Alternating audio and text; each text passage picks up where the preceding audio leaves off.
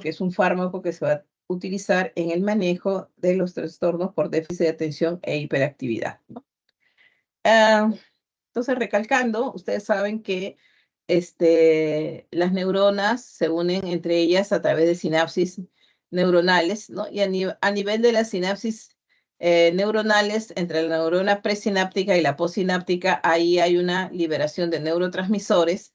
Y esos neurotransmisores que se liberan en la porción terminal de la neurona presináptica van a tener receptores a nivel de la neurona postsináptica o en todo caso también en órganos receptores, ¿no? Entonces son millones de sinapsis neuronales que van a intervenir en los procesos mentales superiores, ¿no? Entonces estos neuroestimulantes, cuando son fármacos, que, por ejemplo, el metilfenidato o el modafinilo, o bebidas antínicas como la cafeína, ¿no? O drogas como la cocaína y otros alucinógenos, van a modelar todos los procesos mentales, ¿no? No solamente van a actuar sobre la atención, la memoria, el estado de alerta, sino pueden también tener diferentes manifestaciones lejos del sistema nervioso central, ¿no? ¿Por qué? Porque van a actuar generalmente sobre el sistema autonómico y de esta manera van a incrementar algunos procesos de algunos órganos inervados por el sistema adrenérgico. Para uso clínico se usan para tratar la depresión, ¿no? Como les repito, el trastorno por déficit de atención con hiperactividad y los trastornos del sueño o narcolepsia, ¿ya? Estos neuroestimulantes pueden producir cambios físicos y mentales importantes, ¿no? Y en la conducta moral y social. Por ejemplo, el paciente que consume alucinógenos, vamos a poner como ejemplo la cocaína, con el consumo crónico va a tener perturbación de sus procesos mentales, ¿no? Incluso va a tener una conducta diferente a la que tenía antes de consumir esta droga psicoactiva, ¿no? Y que tiene pues mucha repercusión en la sociedad, ¿no? Entonces, muchos de estos neuroestimulantes, cómo actúan, vamos a ver cómo es su mecanismo de acción y dónde actúan, entonces van a producir adicción, ¿no? Incluso los fármacos derivados de las anfetaminas, como el metilfenidato, también tienen tendencia a producir adicción. Y por eso es que el tratamiento tiene que ser bien regulado.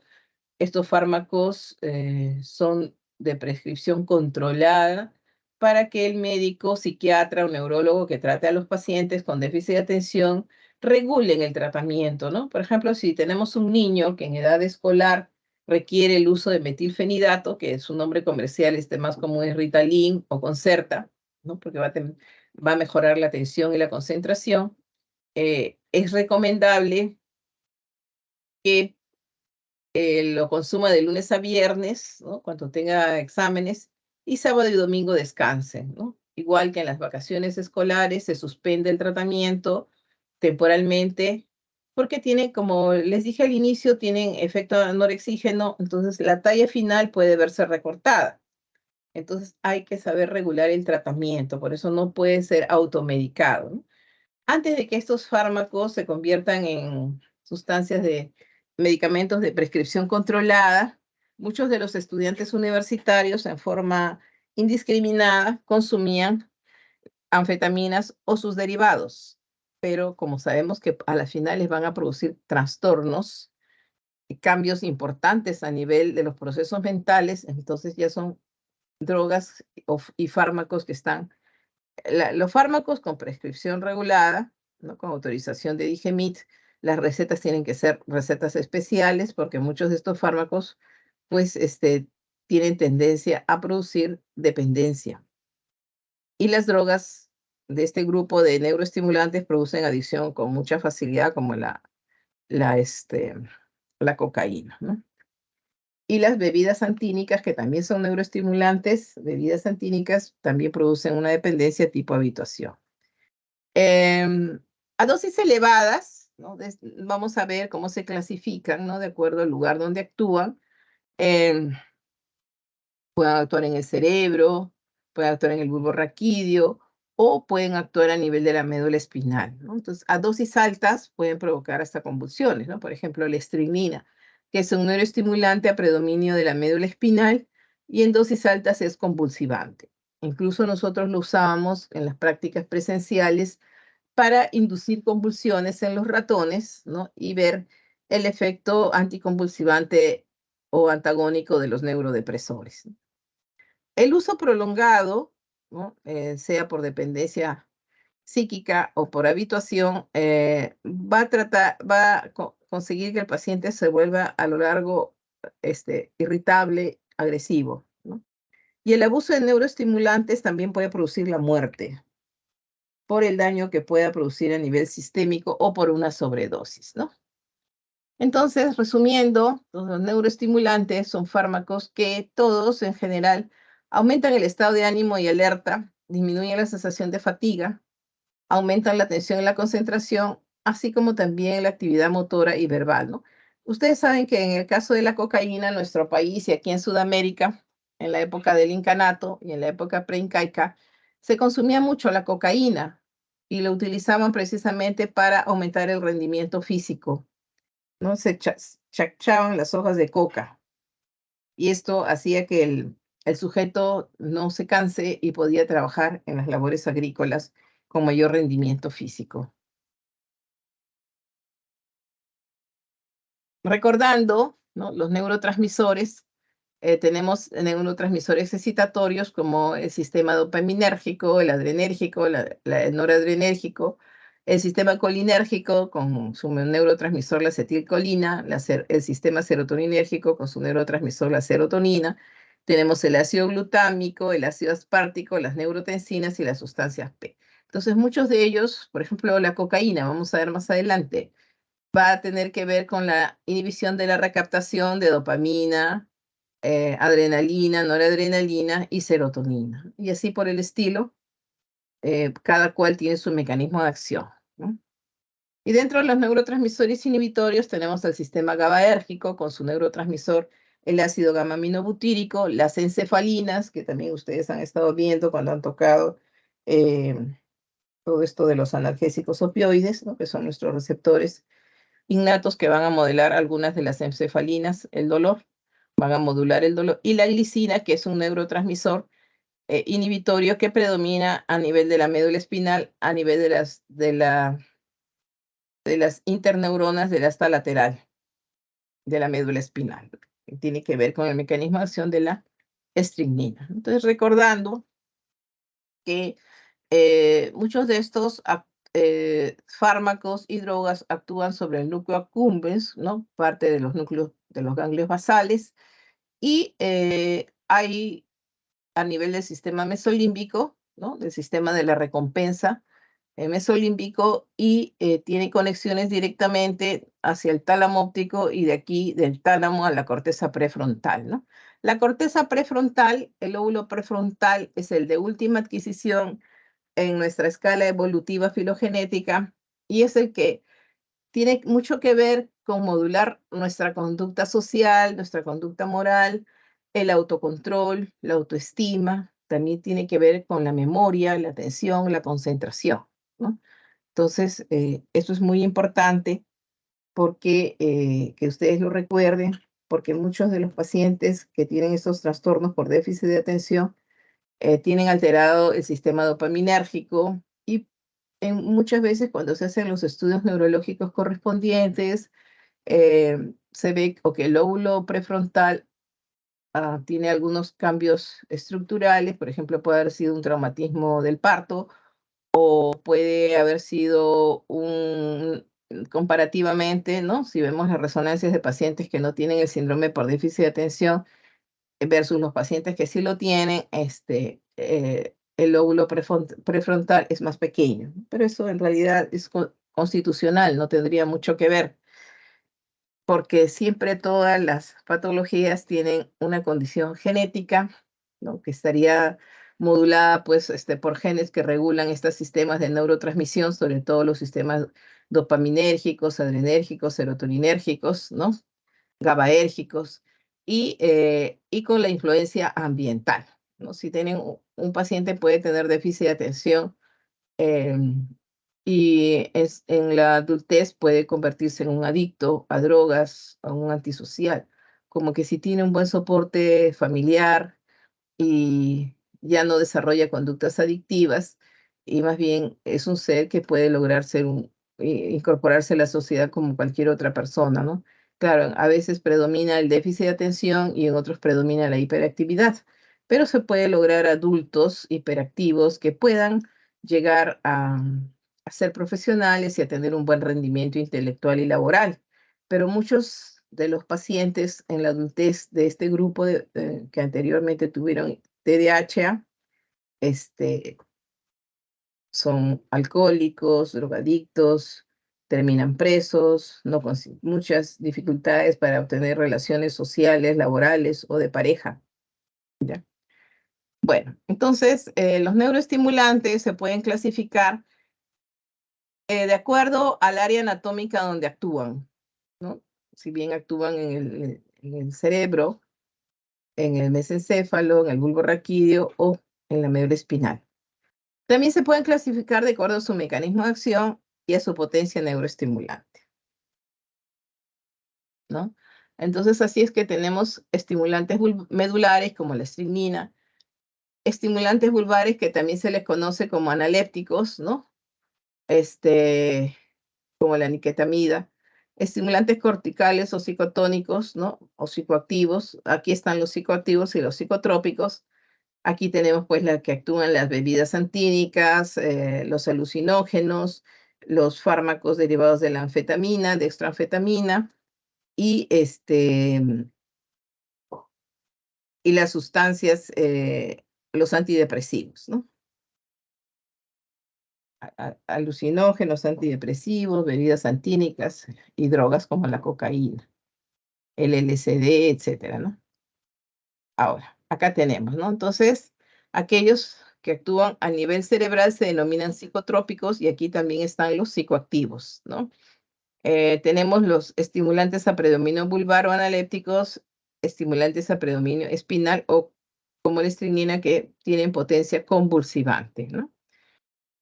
Y como les dije, altas dosis, cualquiera de ellos puede ser, por ejemplo, el pentilentrazol, que es un estimulante analéptico. A altas dosis también puede provocar convulsiones, ¿no? Pero las convulsiones de origen medular son predominantemente tónicas, sin pérdida de la conciencia, con espasticidad de las cuatro extremidades, hipertonía o pistótonos, ¿no? Y en sobredosis o en dosis letal, como le aplicamos estreñidad a los ratones, pueden morir pues por insuficiencia respiratoria. Los estimulantes vulvares o analépticos, ¿no? Pueden ser estimulantes que actúan en altas dosis, no solamente en el bulbo raquídeo, ¿no? Sino también a nivel cortical. Y las convulsiones que producen a nivel cortical, las convulsiones de origen cortical son diferentes, son con pérdida de la conciencia y son predominantemente clónicas, ¿no? Pero igual pueden luego pasar a una fase tónico-clónica y a depresión respiratoria y muerte también, ¿no? Entonces, las dosis excesivas a pesar de que puedan tener predominantemente en alguno de los centros nerviosos a dosis altas, pueden provocar estimulación de todo el sistema nervioso central. Incluso pueden producir la muerte por agotamiento de los centros nerviosos, ¿no? Bien, y si los clasificamos por su mecanismo de acción, la mayoría de los fármacos actúan a nivel de receptores, ¿no? De receptores específicos a nivel de la neuro, ¿no? Modulanto, como hemos visto, la neurotransmisión y actuando sobre los canales iónicos, ¿no? Canales de cloro, de sodio, de potasio. En este grupo tenemos los psicofármacos, como la cocaína, el ácido lisérgico, la armalina, la ayahuasca, etcétera. Y tenemos los psicodislépticos, ¿no? Que los psicodislépticos son aquellos que son los alucinógenos que provocan alucinaciones, ¿no? Como la marihuana, el polvo de ángel, etcétera. Y muy pocos son, por su mecanismo de acción, no se conocen receptores y entonces se les considera que son de acción inespecífica, ¿no? Entonces, según su potencia, también se van a clasificar en estimulantes menores, como las bebidas antínicas, ¿no? llamemos la teobromina, la teofilina y la cafeína, y estimulantes mayores como pues las anfetaminas, el pentilentrazol, la estrinina. Bueno, vamos a ir desarrollando poco a poco, ¿no? Dentro de los neuroestimulantes cerebrales vamos a desarrollar a la cocaína, que es el prototipo de las drogas adictivas, las metilsantinas, que es lo que van a provocar dependencia psíquica tipo habituación, y las aminas despertadoras, que son los fármacos anorexígenos, ¿no? Como tenemos la flenfuramina, ¿ya? Que son derivados anfetamínicos. En el segundo grupo de los neuroestimulantes cerebrales tenemos al grupo de los antidepresivos o timoanalépticos, pero he visto que ya este capítulo ha sido desarrollado, ¿no? Y en el tercer grupo tenemos los alucinógenos o psicodislépticos, que también he visto que han sido desarrollados, ¿no? ¿Es así, Stephanie? ¿Stephanie? Sí, doctora. Ya desarrollaron antidepresivos o timoanalépticos y alucinógenos o psicodislépticos. Y esos dos grupos los han desarrollado, ¿no?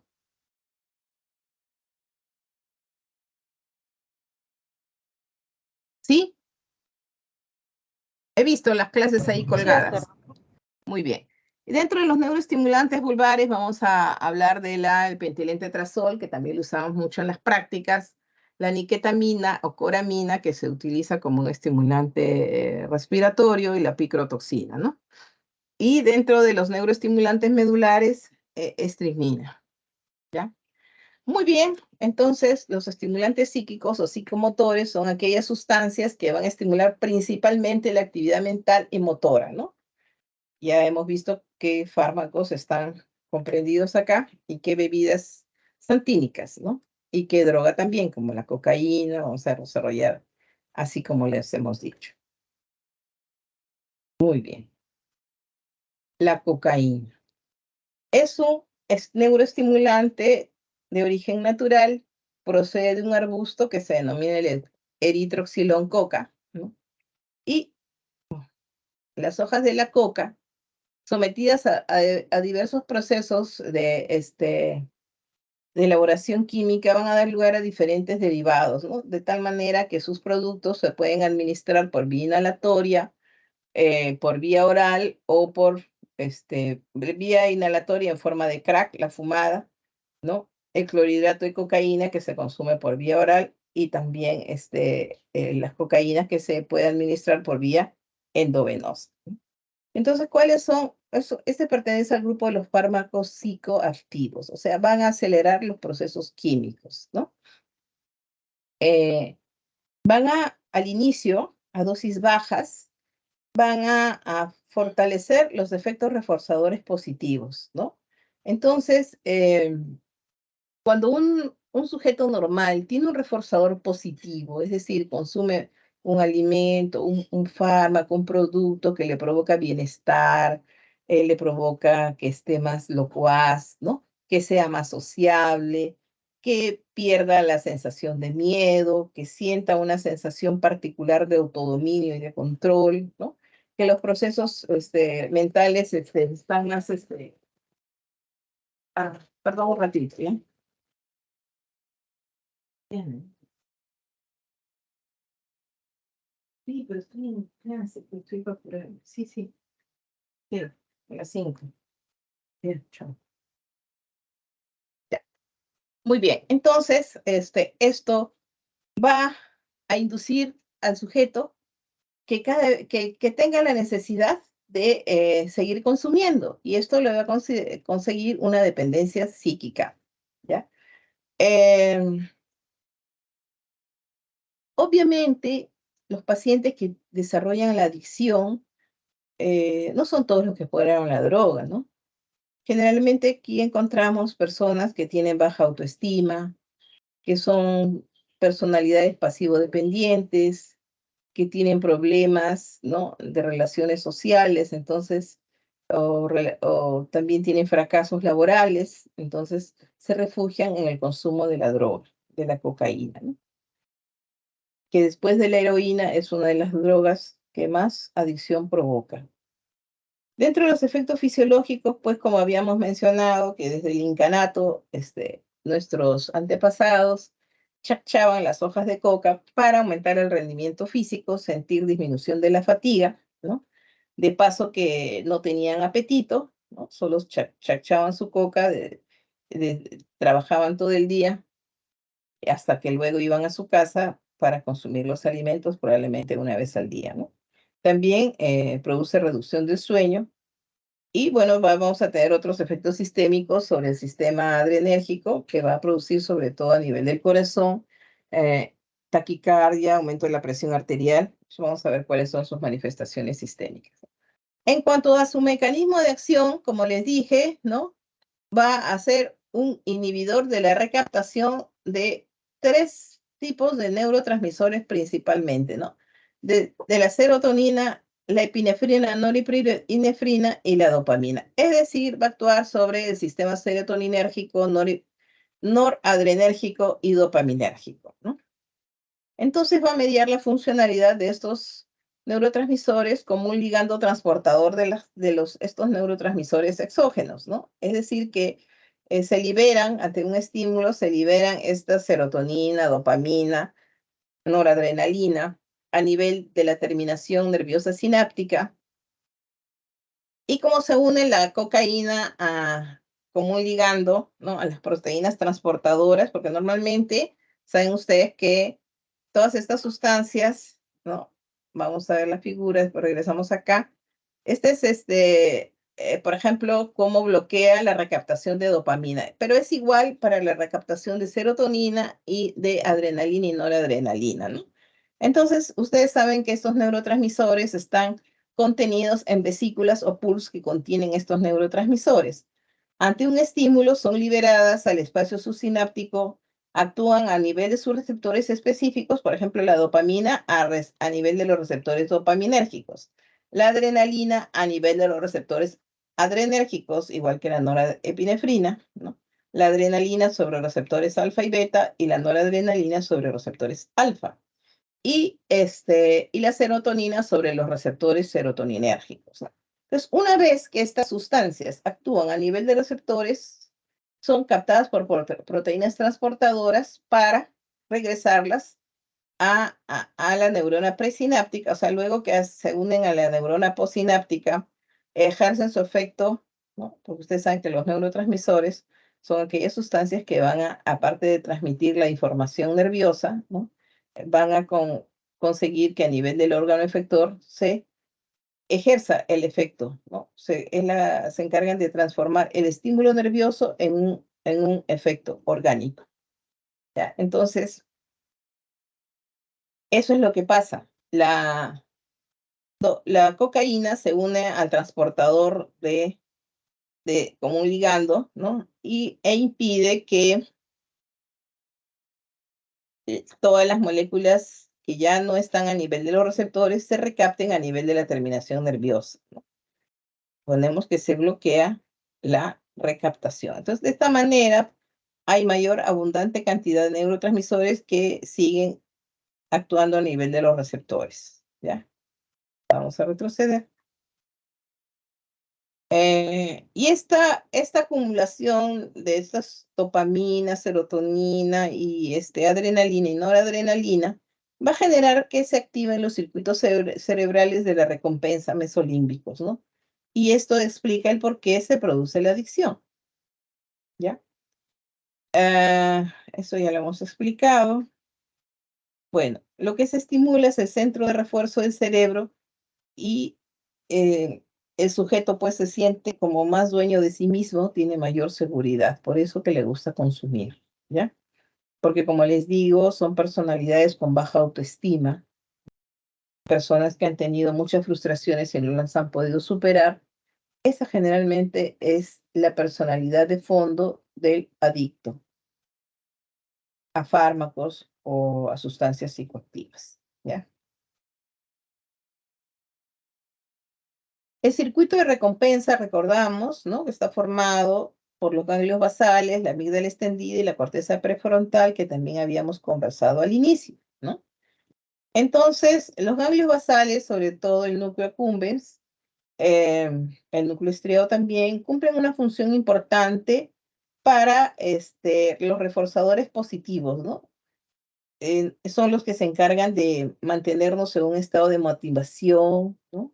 Tienen también que ver mucho con el placer de todo tipo, ¿no? El placer de ver imágenes bonitas, de tener una conversación agradable, pero también intervienen en el placer sexual, ¿no?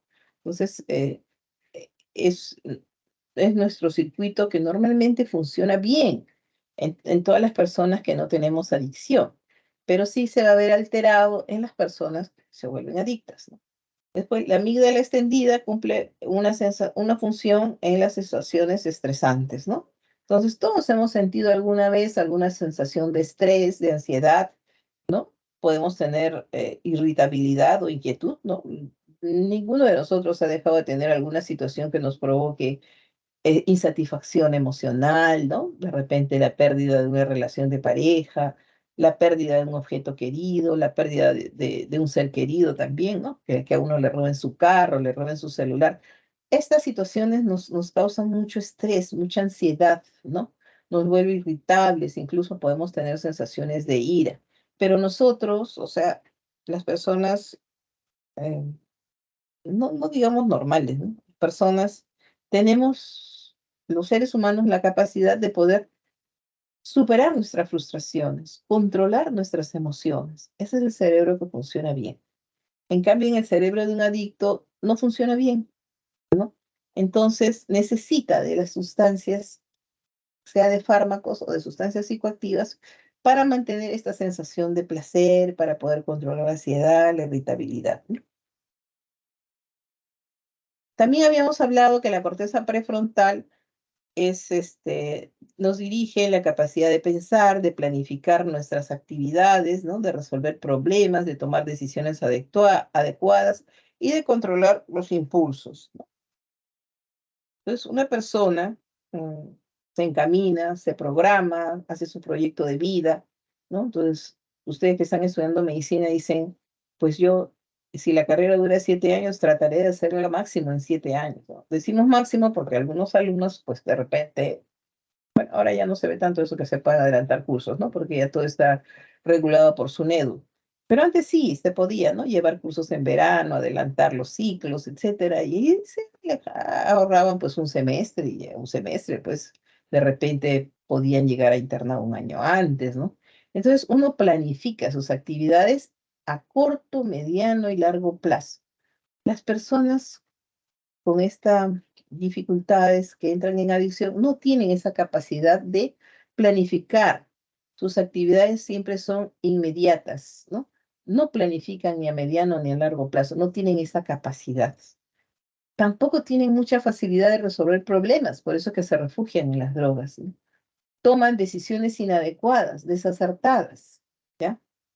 Y no pueden controlar sus propios impulsos. Por ejemplo, un sujeto adicto de repente se reúne con con sus amigos en una fiesta, consumen, ¿no? Hay también consumidores que no son adictos, ¿no? No son adictos, de repente algún alumno, se reúne con sus amigos del colegio, donde sí hay varios adictos, y bueno, de repente por no quedar mal con el grupo, consume una vez, pero se va a su casa y pues se arrepiente y dice, esto me va a hacer daño, yo estudio medicina, yo no puedo ser un adicto, yo tengo que cumplir con mi proyecto de vida. Entonces deja el consumo y toma la decisión que cuando esos amigos, ¿no? O que puedan ser sus amigos entrañables del colegio, lo vuelven a invitar, ya no va. Entonces ha tomado una decisión adecuada, controló sus impulsos. Pero quienes se vuelven adictos no tienen esa capacidad de controlar sus impulsos, ¿no? Entonces, la corteza prefrontal es la última adquisición, como les dije, en la escala filogenética, y también es la última en alcanzar la madurez, por eso que hace que los adolescentes y los adultos jóvenes sean más vulnerables al consumo de sustancias psicoactivas, ¿ya? Entonces, los cambios en el equilibrio entre este circuito, los circuitos de los ganglios basales y la amígdala extendida, hacen que una persona que sufre de un trastorno por consumo de drogas busque un refugio en la droga en forma compulsiva, ¿no? Entonces, porque como la cocaína, por ejemplo, tiene un efecto corto, ya pierde, o sea, el efecto dura pocas horas y vuelve a estar de repente en un estado de tristeza, ¿no? Y necesita seguir consumiendo. Entonces después viene la compulsión para el consumo de droga, ¿no? El consumo crónico puede provocar trastornos psíquicos similares a los provocados por las anfetaminas, como ideas paranoides y depresión, ¿no? Las ideas paranoides, por ejemplo, puede sentir la percepción de que alguien lo está persiguiendo, ¿no? Esos son delirios o ideas paranoides, o que alguien le está hablando, escucha voces o ve imágenes, ¿no? Esas son ideas paranoides, ¿no? Que es como que alguien le quiere hacer daño, ¿no? De repente ve una imagen que se le acerca y que lo quiere matar, ¿no? Entonces esa persona reacciona mal y puede, pues, desfigurar, digamos, que alguno de sus familiares se convierte en su enemigo, ¿no? Piensa que de repente su propio padre, su madre, que quieren controlarlo, de repente vino completamente intoxicado de la sustancia, de cocaína. Papá, mamá quieren que su hijo deje la adicción, quieren controlarlo, de repente lo agarran y en ese momento le sale la idea paranoide de que lo quieren matar, de que le quieren hacer daño y pues agreden a sus padres, ¿no? Muchas veces hay homicidios de esta naturaleza, ¿no? O entran en un estado de profunda depresión, que no quieren levantarse y ya comienza con el aislamiento social, ¿no? Muy bien, entonces, como les repito, la droga que más dependencia y la más difícil de tratar es la heroína de este grupo, la heroína. Pero la cocaína también es una de las más intensas que provocan, de las drogas que con mayor intensidad provocan dependencia psíquica, ¿ya? Y la supresión del, este, del consumo crónico da lugar a un fenómeno de rebote que se caracteriza pues por somnolencia, irritabilidad y depresión, que necesita tratamiento farmacológico, ¿ya? Bueno, la particularidad que lleva a que la cocaína sea una de las sustancias más adictivas es la durabilidad de su efecto, ¿no? La sensación que experimenta una persona tras el consumo de cocaína es muy breve, eso es lo que ya les he explicado, y por eso quiere repetir el proceso varias veces, ¿no? Muy bien, entonces tiene también, como les dije, por acción adrenérgica, tiene a nivel del sistema cardiovascular, produce taquicardia, aumento de la presión arterial. A nivel de la temperatura corporal, produce hiperpirexia, ¿ya? Entonces, cuando el paciente viene con intoxicación aguda de cocaína, el paciente puede llegar así hipertenso, taquicárdico, con hiperpirexia, ¿no? 39 y 40 de temperatura, además de los trastornos, pues, de ansiedad, depresión, ¿no? Con ideas paranoides, etcétera. Muy bien, vamos a pasar entonces a las metilxantinas. Las metilxantinas también pueden ser fármacos, ¿no? Por ejemplo, la cafeína, la teofilina, son fármacos. Pueden utilizarse como fármacos. Por ejemplo, la cafeína como un estimulante del sistema respiratorio. Se utiliza en recién nacidos prematuros. Cuando tienen inmadurez del sistema nervioso central, entonces desarrollan apneas, ¿no? Entonces, para la apnea del prematuro se puede usar la cafeína, ¿ya? Y la teofilina también, ¿no? Como se utiliza, como tiene sobre todo por su efecto broncodilatador. Bueno, la cafeína la podemos encontrar en la planta del café, en las hojas, ¿no? Pero también están en las hojas del té y del cacao. Y también es constituyente importante de las bebidas colas oscuras, ¿ya? Por ejemplo, ustedes van a una fiesta, de repente no consumen licor, y toman alguna de las bebidas colas oscuras, ¿no? Que tienen alta cantidad de cafeína, ya no pueden dormir. Los niños cuando se van a una fiesta, ahora ya cada vez las fiestas infantiles, cada vez menos se consume bebidas gaseosas, ¿no? Sobre todo las colas oscuras, porque los niños el día de la fiesta, no dormían, ¿no? Eso me pasó con mi hijo. Tomaba, le gustaba mucho cada vez que iba a alguna fiesta infantil tomaba las gaseosas así, las oscuras, escuelas oscuras en forma desmedida y después no dormía toda la noche, eran 2 de la mañana y no conciliaba el sueño, pues, ¿no? Algunas personas, su cerebro, su sistema nervioso, son muy sensibles a a estas sustancias, ¿no? Muy bien, la teofilina se extrae de las hojas del té y la teobromina de las hojas del cacao. Entonces, todas estas sustancias, estas bebidas, se toman, ¿no? Por ejemplo, una taza de café contiene cafeína, una taza de té también tiene cafeína, tiene teofilina, el chocolate tiene teobromina. ¿Y cuál es su mecanismo de acción? Es que se unen a los receptores de adenosina, a los receptores tipo A1 y tipo A2, ¿ya? A2A. Entonces actúan como antagonistas competitivos y también tienen afinidad, pero en menor cuantía por los receptores A2B y A3, ¿ya? Entonces, al unirse a los receptores de la adenosina, van a producir una inhibición de la enzima fosfodiesterasa, ¿no? Y ustedes saben que la enzima fosfodiesterasa es muy importante para mantener las concentraciones de AMP cíclico y de GMP cíclico, ¿no? Y activar los canales de potasio e inhibir los canales de calcio de tipo N, ¿no? Entonces, eso es su mecanismo de acción, ¿no? Inhiben a la enzima fosfodiesterasa y activan los canales de potasio e inhiben los canales de calcio de tipo E, ¿ya? En el cerebro, los receptores de adenosina están acoplados a la proteína G e inhiben la liberación de numerosos neurotransmisores, ¿no? Como el GABA, la acetilcolina, la dopamina, el glutamato, la noradrenalina, ¿no? Y la serotonina. Bueno, como les dije al inicio, algunas sustancias van a inhibir la liberación de los neurotransmisores inhibitorios para poder ejercer su efecto estimulante, o van a favorecer la liberación de los neurotransmisores excitatorios, ¿no? Básicamente, estas bebidas antínicas actúan sobre el sistema GABAérgico, colinérgico, dopaminérgico, glutamatoérgico, noradrenérgico y serotoninérgico, ¿no? Entonces, la adenosina es responsable de iniciar una serie de reacciones bioquímicas que van a provocar la ralentización de las funciones neuronales, ¿no? Provocando el sueño. Entonces, eso es que se va a producir luego del consumo de estas bebidas antínicas, la supresión del sueño, ¿no? ¿Quién de ustedes no sabe que si tienen que estudiar y no han terminado y quieren amanecerse, se toman su taza de café cargado? Porque va a inhibir a la adenosina, ¿no? Entonces va a bloquear el sueño. Y de esta manera también se produce excitabilidad. Ahora, en sobredosis, ¿no? Porque de repente pasa el efecto de la taza de café, 4 horas más o menos, ¿no? Piensa que no terminó de estudiar, quiere amanecerse todo el día. Entonces, va a seguir manteniéndose en un estado de alerta, pero sus centros nerviosos se van a agotar, ¿ya?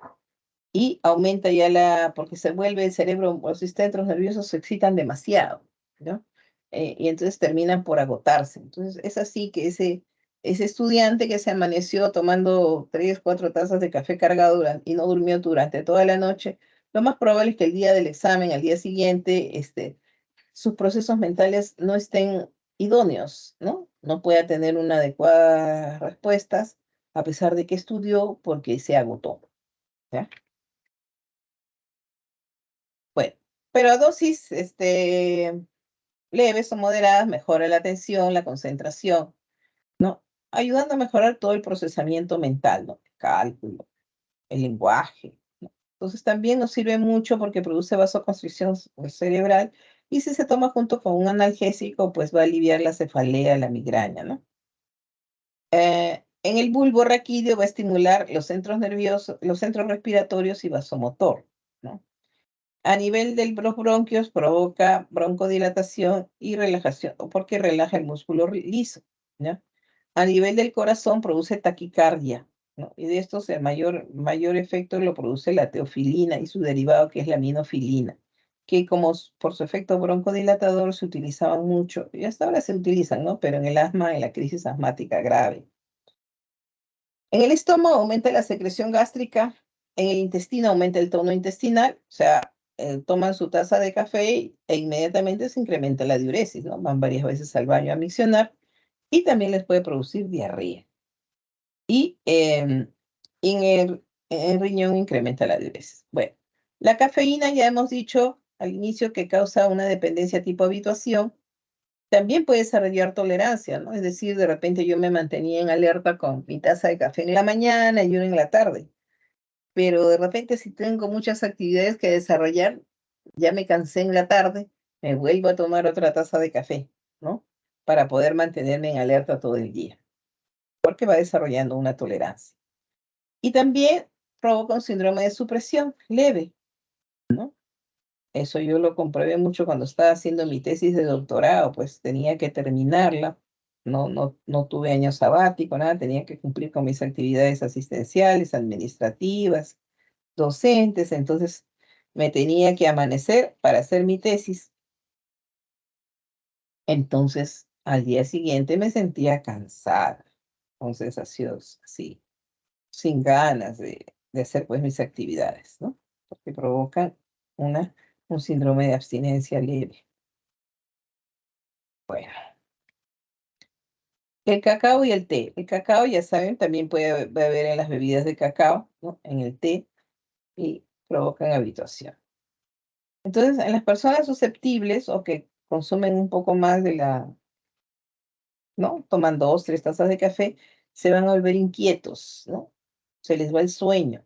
Incluso algunos se ponen nerviosos, ¿no? Y tienen un estado de excitación y pueden incluso tener temblores de manos, ¿no? En los pacientes que tienen gastritis se les puede exacerbar los cuadros de gastritis y pueden desarrollar úlcera péptica. Y a nivel cardiovascular, pues pueden presentar taquicardia, palpitaciones y extrasístoles, ¿no? Bueno, entonces ya hemos revisado la cocaína como prototipo de las sustancias psicoactivas. Hemos revisado las bebidas derivadas de las metilsantinas, ¿no? Cafeína, teofilina, teobromina. Y nos va a tocar revisar ahorita dentro de las aminas despertadoras los derivados de las anfetaminas, ¿no? Como la betanfetamina, la dextroanfetamina y el metilfenidato. Y también aquí está el modafinilo, ¿no? Que van a estimular el sistema nervioso central, pero a predominio cortical, ¿no? Sobre todo van a actuar a nivel del sistema de de la atención y de la concentración, que son, están a nivel de la corteza prefrontal y que tienen, sobre todo predominan las neuronas dopaminérgicas, ¿no? Entonces, el metilfenidato, ya les he comentado, es muy útil en el tratamiento del síndrome de hiperactividad y déficit de atención. En este grupo también tenemos a los anorexígenos, ¿no? Y les he dicho que estos derivados de las anfetaminas provocan supresión del apetito. Entonces, lo malo, y se utilizaban mucho en los pacientes que querían, obesos, que querían bajar de peso, ¿no? Pero lamentablemente cuando se deja de consumir esto o se baja la dosis, da un efecto de rebote, ¿no?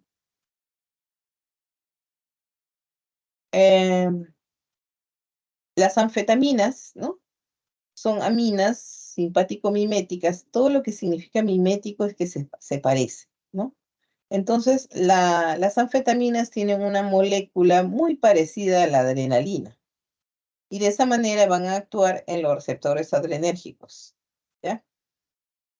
La más utilizada, que es una droga, es el sulfato de dextroanfetamina, que es la dexedrina, y el sulfato de anfetamina, que es la benzedrina. Dexedrina y benzedrina, ¿no?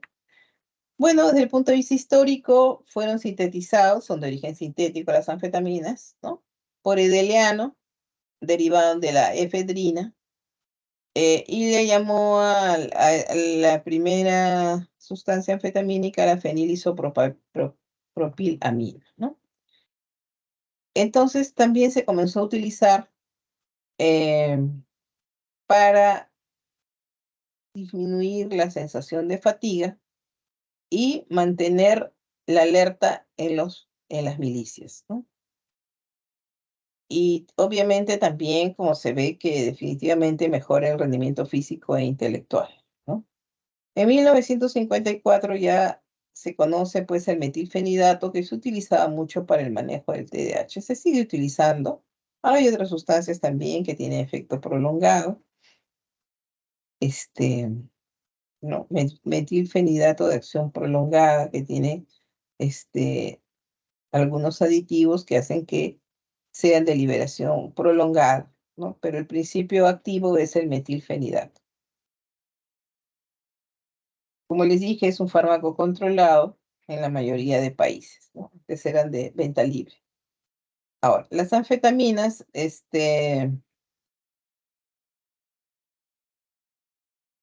también comparten las mismas reacciones adversas de cualquier estimulante, neuroestimulante, ¿no?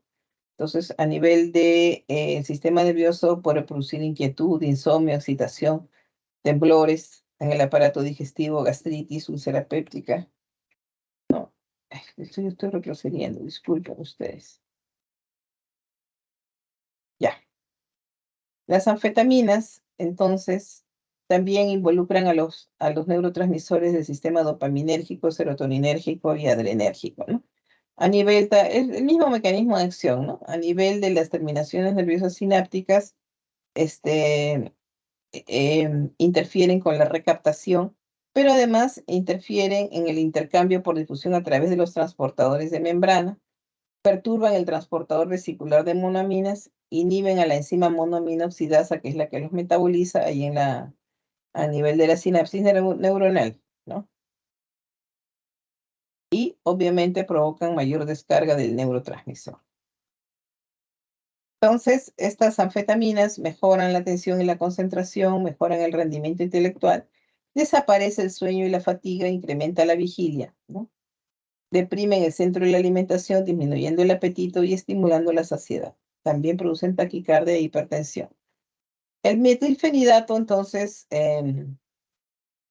tiene también efectos psicológicos porque como el paciente o sea, estos niños con déficit de atención e hiperactividad son siempre criticados en la etapa escolar, en la etapa universitaria, ¿no? Son aquellos que no obedecen órdenes, que están moviéndose cada rato, se paran del salón, se salen, se van al baño, no respetan el orden, si la profesora está hablando, interrumpen, eh, pueden ser agresivos con sus compañeros. Entonces, el grueso de niños les agarra como cólera, al igual que a la profesora. Entonces siempre van a ver mellada su autoestima porque siempre son criticados. ¿Y qué hace el metilfenidato? Mejora la autoestima, mantiene al paciente con alerta, en un estado de alerta, mantiene la atención, la concentración y hace que el paciente pues se modere, ¿no? Tenga autocontrol, no se pare sin pedir permiso, no se salga a interrumpir la clase, etcétera. Todo eso se controla. Pero también estos pacientes pueden volverse verborreicos, pueden tener agitación, euforia y pueden volverse agresivos, ¿no? La mayoría pierde el apetito, sufre de insomnio, por eso es que el metilfenidato no se da en los niños más allá de las 6 de la tarde. El paciente puede presentar sudoración fácil, puede presentar también trismus, ¿no? Que es la contracción de la mandíbula, ¿no? Y pueden también taquicardia, se queda en la boca por efecto colinérgico e incremento en la presión arterial por efecto adrenérgico, ¿no? Entonces, si bien es cierto que son útiles en el manejo del trastorno por déficit de atención y hiperactividad, no están exentos de efectos adversos, ¿no? Y muchos padres, pues, deciden no darle a su hijo, ¿no? A la par del fármaco hay que tener tratamientos psicológicos. En el área cognitiva, mejora la capacidad de atención, tiene una atención sostenida, selectiva, aumenta el nivel del autocontrol, mejora en el tiempo de respuesta, mejora las estrategias de resolución de problemas y en el procesamiento de la información, reduce la impulsividad, mejora la memoria a corto plazo. En los defectos conductuales y motores disminuye los puntajes en la subescala de actividad, ¿no? Mejora las conductas, ¿no? Controla la agresividad, la impulsividad, y la desobediencia, sobre todo en el ambiente escolar, ¿no? Porque en la casa ya los padres saben que esos niños suelen ser desobedientes. Pero A la par, tienen que seguir su tratamiento psicológico y con las terapias cognitivas conductuales más el uso de fármacos pueden tener un desarrollo normal, ¿ya? Algunos de estos niños son coprolálicos, insultan con mucha facilidad y hablan malas palabras. Entonces, con el uso de metilfenidato se controla este lenguaje, ¿no? Agresivo, insultante, ¿ya? También mejora la escritura, porque la mayor parte de niños con TDAH tienen una escritura horrible. En el aula se ven pues que como efectos académicos mejora la eficacia y el rendimiento académico, mejora el trabajo relacionado con cuando tienen que estar quietos, ¿no? Y disminuyen, pueden cumplir las tareas, ¿ya? Mejoran en el cumplimiento, pues estos niños casi nunca apuntan las tareas, etcétera, ¿no? Bueno, y esto hace que mejoren pues las relaciones paterno-filiales, ¿no? Ya los padres tratan con cariño al niño y no siempre le están llamando la atención, disminuyen las críticas, ¿ya? Bueno, la metanfetamina, que es conocida como el éxtasis, esto ya se utiliza como una droga, ¿no? En las fiestas. Y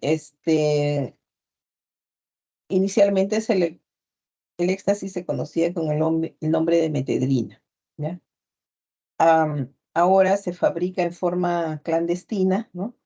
Y lo utilizan en forma fumada, como el crank, el speed, el meth, ¿ya? Y el ice, el cristal o glass. Estas se venden en las discotecas, ¿no? Bueno, aquí ya han desarrollado ustedes los antidepresivos y timoanalépticos, ¿no? Timo porque se supone que el timo es el que mejora el estado del humor, ¿no? Por eso se denominan timoanalépticos. Los alucinógenos, perdón, también ya los han desarrollado. Son aquellas sustancias, ¿no? Que también provocan adicción y que se denominan psicodislépticos porque son capaces de producir alucinaciones, ¿no? Alucinaciones visuales, auditivas, ¿no? Auditivos sonoras, de la imagen, ¿no? Distorsiones de las imágenes. El paciente puede tener sensación de flotar en el aire, entonces por eso es que le llaman, ¿no? Que consumo pues del ácido lisérgico para iniciar un vuelo, ¿no? Entonces por eso hay esas alteraciones. Los alucinógenos, muchos tienen una estructura muy similar a la serotonina. Producen alteración de la conciencia, ¿no? Se ve distorsionado el tiempo y el espacio, igual que los objetos que los rodean. Y a la larga pueden provocar trastornos en la personalidad y pueden producir la muerte como causa de la intoxicación propia por los alucinógenos o porque también tienen conductas sociales muy desmerecedoras, ¿no? Aquí están el grupo de la mescalina, que deriva del cactus peyote, de la planta esta del cactus peyote, la psilocibina, que deriva del hongo psilocibes, el ácido el LSD, que es un alcaloide del cornezuelo de centeno, la bufoptenina, que es de la glándula de sapo, la armalina, que es muy conocida en Sudamérica, que es la ayahuasca o chuchuhuasi, y la marihuana, que es es un cannabinoide que deriva de la planta del cáñamo cannabis, ¿no? Bueno, esto he visto que ya lo han desarrollado, ¿ya? Entonces vamos a avanzar. Entonces, principales consecuencias de los alucinógenos. Si el consumo es esporádico, no provoca daño físico, ¿no? Pero sí provoca daño psicológico. Entonces, cuando se suspenden las drogas, se produce la reacción de pánico, ¿no? Que denominan mal viaje. El paciente incluso puede tener intento de suicidio, puede desencadenar reacciones psicóticas, ¿verdad? Pueden tener experiencias alucinógenas, incluso sin el consumo, y esto es lo que le provocan el flashback, ¿no? O un vuelo, pues, que no, falso vuelo. Pero el consumo crónico sí puede dar aparición de cuadros psicóticos, ¿no? Entonces, a veces cuando se presenta psicosis en sujetos adolescentes o jóvenes, siempre hay que buscar si es que no hay un consumo oculto de alucinógenos, ¿no? Pueden también tener depresión reactiva, ya hemos hablado de los delirios paranoides, ¿no? Y también, pues, pueden tener manifestaciones de estimulación adrenérgica como hipertensión arterial, arritmias, ¿no? Colapso circulatorio, trastornos digestivos, ¿no? Bueno, estas no las vamos a desarrollar porque ya las desarrollaron, ¿no? Acá está todo esto desarrollado, ¿no, niña, Stephanie? Stephanie,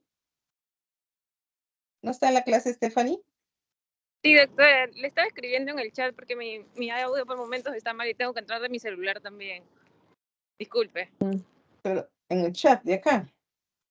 Hace rato le respondí por ahí, pero no se dio cuenta, creo. No, pero ya están desarrolladas, ¿no? Sí, doctora, ya les hemos visto. Muy bien, entonces vamos a los neuroestimulantes vulvares, que son los analépticos, ¿no? Acá tenemos el pentilente trazol, la niquetamina, que lo vamos a usar como ejemplos de estos grupos de analépticos, ¿no? Van a estimular en forma selectiva los centros respiratorios y vasomotor, ¿no? Entonces, pueden neutralizar la acción de algunos neurodepresores, ¿no? El pentilentretrazol, también se le conoce como cardiazol, altas dosis puede ser convulsivante, ¿no? La picrotoxina, que es muy, se utiliza como estimulante del centro respiratorio, igual que la niquetamina, y esto se utiliza la niquetamina, que es la coramina, para evitar el soroche, ¿ya? Y por último, los neuroestimulantes espinales, que tenemos la estrinina, ¿no? La estrinina, que es derivada de una planta que es la nuez vómica, que se utilizaba inicialmente como vomitivo, ¿no? Su intoxicación se da en 4 fases, ¿no? Hiperreflexia, que se manifiesta con una hiperreflexia sobre todo a los estímulos externos auditivos, visuales, olfatorios, ¿ya? Entonces, la fase de hiperrespuesta e hiperactividad, el sujeto muestra, aparte de la hiperexcitabilidad, inquietud motora. La segunda fase es las convulsiones, que al inicio son unas convulsiones tónicas de hiperextensión que terminan en opistótonos y luego lleva a la parálisis respiratoria y a la muerte por asfixia, ¿no? Su mecanismo de acción es que actúan a nivel, tiene una acción inhibitoria a nivel postsináptico, es interfiriendo con la glicina, que es el neurotransmisor inhibitorio, ¿no? Que se liberan por parte de las células de Renshaw, ¿no? A nivel de las astas laterales de la médula espinal. Entonces, esta glicina, este neurotransmisor, se ocupa de que la contracción muscular sea regular, ¿no? Si un grupo de fármacos, perdón, un grupo de músculos extensores actúan, los flexores están inactivos, ¿no? Esa es la ley de la contracción muscular. Su oponente, o sea, si se contrae una serie de grupo muscular, sus oponentes se relajan. Eso está mediado por la glicina. Pero si ese está bloqueado por acción de la estrinina, entonces se presentan las convulsiones tanto de los extensores como de los flexores, y ahí es donde se presentan las convulsiones tónicas. ¿Ya? Muy bien. Eso es lo que respecta a neuroestimulantes. ¿Alguna pregunta?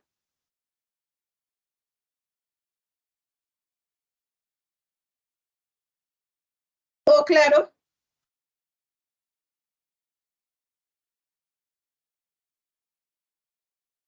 Sí, doctora, bueno, no veo que alguno de mis compañeros haya elevado la mano. O bueno, haya puesto la manito, ¿no? Para preguntar. Ya, Lo que sí, doctora, ¿me podría enviar sus diapositivas, por favor? ya. Vamos a la otra.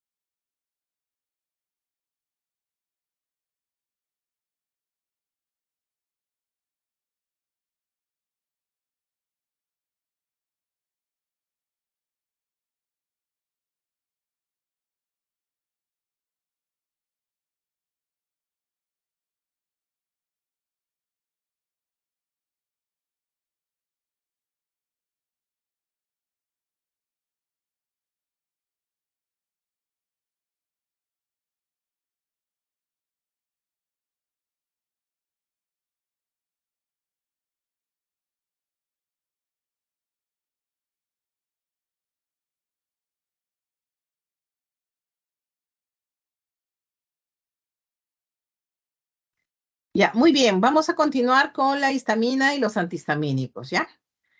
Muy bien. Entonces, ¿qué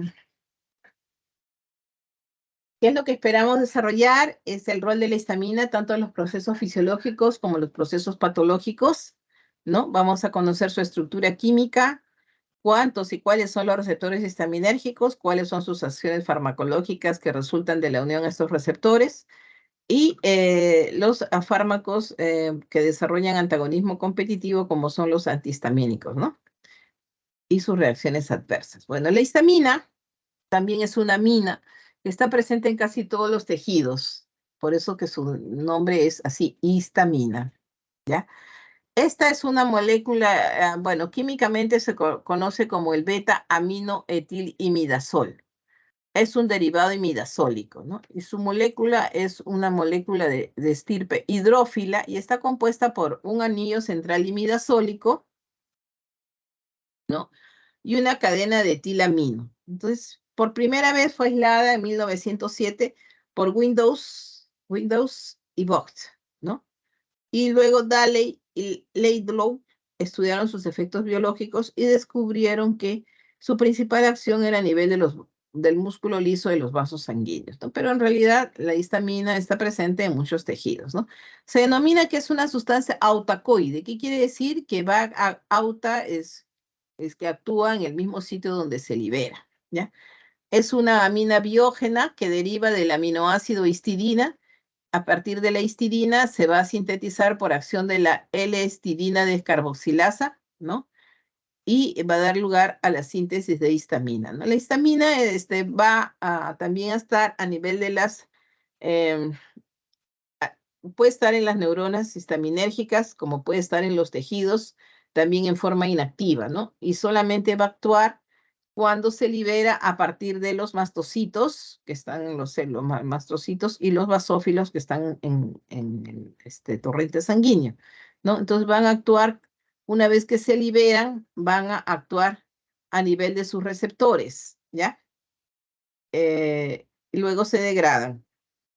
La histamina, en su rol fisiológico, pues interviene en muchos procesos, ¿no? Por ejemplo, es un neurotransmisor excitatorio a nivel del sistema nervioso central. Eh, es una sustancia muy importante que tiene que ver en la secreción gástrica, ¿no? En la respuesta inflamatoria también, ¿no? Es un mediador inflamatorio muy importante, va a producir vasodilatación, va a producir edema, va a producir hinchazón, ¿no? Va a producir la triple respuesta de Lewis, ¿ya? Edema, eritema, aumento de volumen. Entonces, es responsable de muchos de los cambios del tejido inflamatorio. Y es el principal mediador de la respuesta alérgica, ¿no? Mediada por inmunoglobulina E.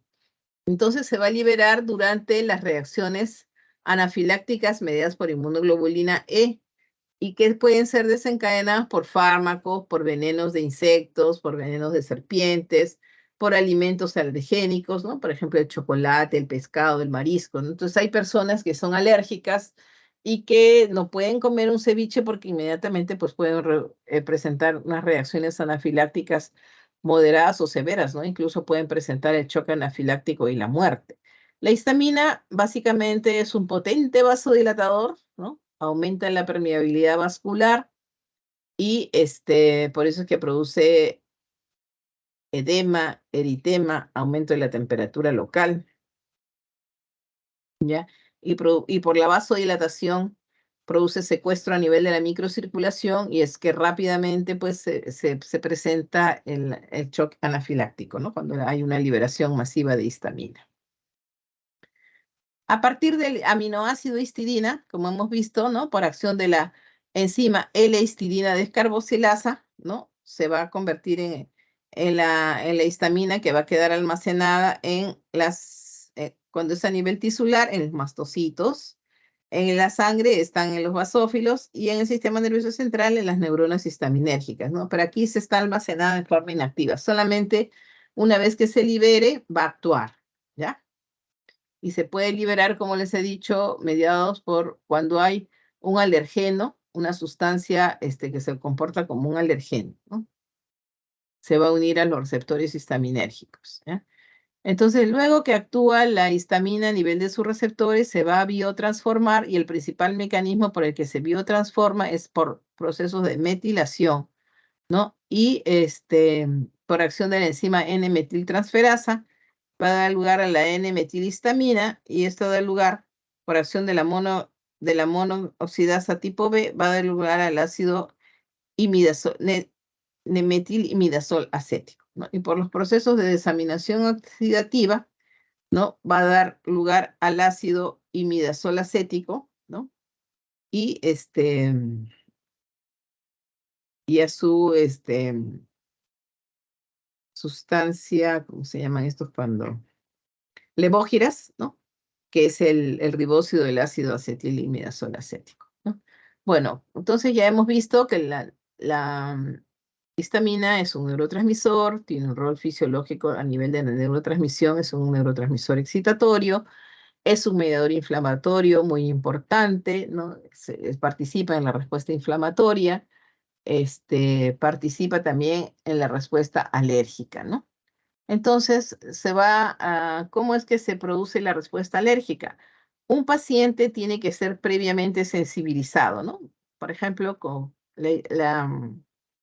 los fármacos que se comportan como aptenos y son capaces de generar la producción de, se comportan como antígenos, ¿no? Antígenos aptenos, y pueden desencadenar la formación de anticuerpos tipo inmunoglobulina E, ¿no?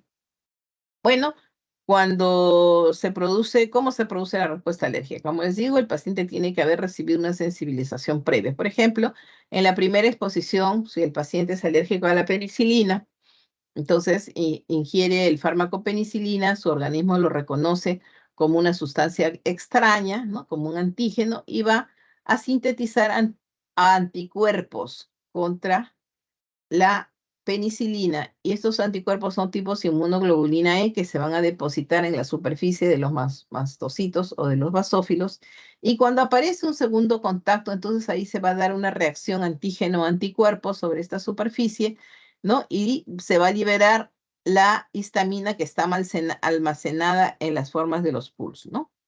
Entonces, esto se produce pues por una hipersensibilidad inmediata mediada por inmunoglobulina E, ¿no?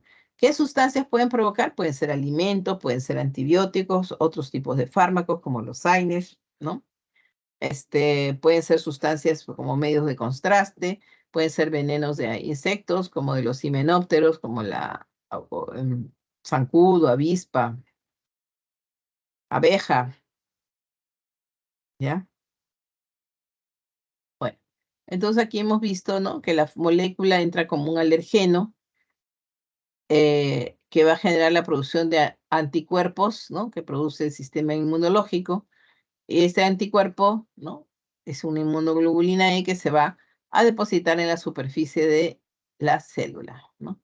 Entonces, cuando ingresa nuevamente el alergeno en una segunda oportunidad, el alergeno se une al anticuerpo y activa la liberación de histamina, ¿no? Entonces, la histamina actúa a nivel de sus receptores histaminérgicos, que son 4, tipo 1, tipo 2, tipo 3, tipo 4, ¿ya? Y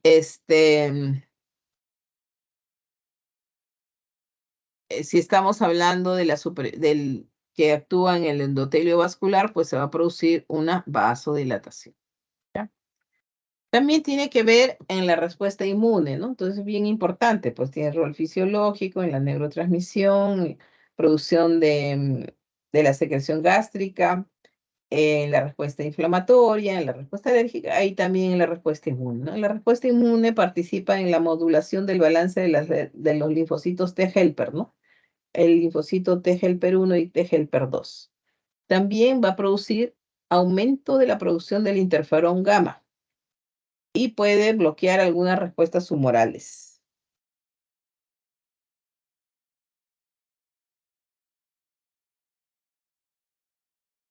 Ya. Entonces, como les digo, los receptores histaminérgicos son de 4 tipos, que se fueron descubriendo de acuerdo a las décadas, ¿no? Ya en la década de 1960 se identificó los receptores tipo 1, en la década de 70 los tipo 2, ¿no? Y ahí surgió los bloqueadores histaminérgicos tipo 2, En la década de los 80, los tipo 3, y en la década de los 90, tipo 4, ¿no? 2000 casi ya.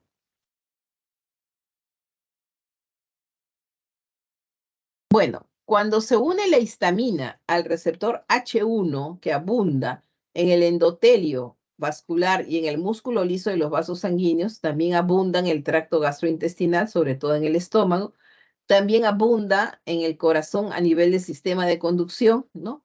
Y a nivel del sistema nervioso central, a nivel de la postsinapsis, ¿no? Entonces, ¿qué hace esto? Aumenta el fosfoinositol y el diacetilglicérido, ¿ya? O el glicerol. Entonces, cuando se unen los receptores histaminérgicos tipo 2, estos van a abundar en la mucosa gástrica, incrementando la producción de secreción gástrica a nivel del músculo cardíaco, ¿ya? Y a nivel de los mastocitos.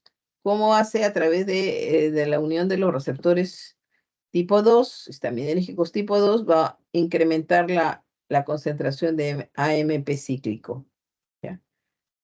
Cuando se unen los receptores histaminérgicos tipo 3, a nivel presináptico, en el sistema nervioso central, en el plexo mientérico y en las vías respiratorias, ¿ya? También actúan a través de la unión de la proteína G. Y los receptores H4 que abundan en las células hematopoyéticas, ¿ya? Pero también en la médula ósea, en el sistema nervioso central, a nivel cardiovascular, en el hígado, en el vaso y en el pulmón.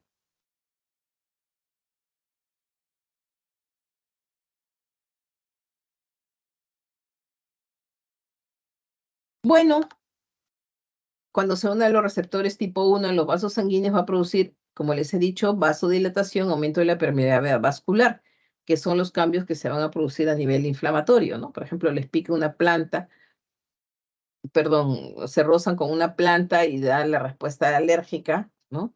Inmediatamente se produce eritema, prurito, aumento de volumen, ¿ya? A nivel de los bronquios provoca broncoconstricción por contracción de la fibra muscular lisa. A nivel del tracto gastrointestinal pueden provocar aumento del tono intestinal, ¿ya? Pueden provocar diarrea. A nivel del tejido de conducción del corazón va a disminuir disminuye la conducción, el LT, se puede haber bradicardia. A nivel de los terminaciones nerviosas, ¿no? Va a producir sensación de prurito y dolor, ¿no? Porque es un mediador del dolor también, la histamina. Ya hemos dicho que a nivel del sistema nervioso central es un neurotransmisor. A nivel de la postsinapsis neuronal puede provocar prurito, dolor e hipotensión. Bueno, entonces los bloqueadores, esto básicamente pues interviene en la respuesta inflamatoria y la respuesta alérgica, ¿ya? O sea, alguien come, por ejemplo, un pescado, un marisco, y se van a desencadenar todas estas manifestaciones de la acción de la histamina por la unión a los receptores histaminérgicos tipo 1. Ya, muy bien. Cuando se unen a los receptores tipo 2, ¿no? Abundan fundamentalmente en las células parietales de la mucosa gástrica y tienen que ver con el aumento de la secreción del ácido clorhídrico y de la pepsina. A nivel de los vasos sanguíneos, es un relajante de la fibra muscular lisa también, o sea, sigue provocando vasodilatación. A nivel del miocardio, aumenta la fuerza de contracción, produce taquicardia y arritmias. Y el sistema nervioso central también en la neurona postsináptica. Los receptores tipo 3 están básicamente en las vías respiratorias, también en el tubo digestivo, a nivel presináptico, y también actúan como autorreceptores, ¿no? Entonces, básicamente actúan como moduladores de la liberación de histamina, de adrenalina, noradrenalina, acetilcolina y serotonina. Y cuando se unen los receptores tipo 4 es a nivel de las células hematopoyéticas, ¿no? En la médula ósea, en el hígado, en el vaso, riñón, pulmón, corazón, sistema nervioso central. Y también participa, pues, en procesos inflamatorios, en el asma, en la alergia, ¿no?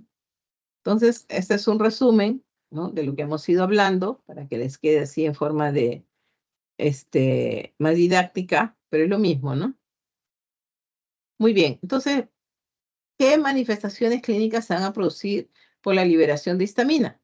Como es un neurotransmisor excitatorio, también potencia el estado de vigilia, ¿no? Inhibe el apetito, estimula la tos, como produce vasodilatación, va a producir edema por fuga de líquidos del intravascular al intersticio por la vasodilatación.